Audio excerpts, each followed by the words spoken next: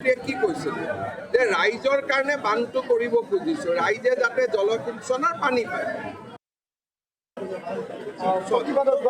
ইয়াত প্ৰতিবাদ কৰাৰ কোনো কথাই নাই। যেতিয়া আমি বানটোৰ কথা কৈছো তাতে আমি উল্লেখ কৰিছো যে স্থানীয় ৰাইজে বিচাৰিলেহে হয়। গতিকে এখন খালি কাগজ লিখি দিলে হয় আমি নিবিচাৰো বুলি। অসমত আন্দোলন কৰি থকা কিছুমান মানুহ আছে, আন্দোলন কৰি ভাল পায়।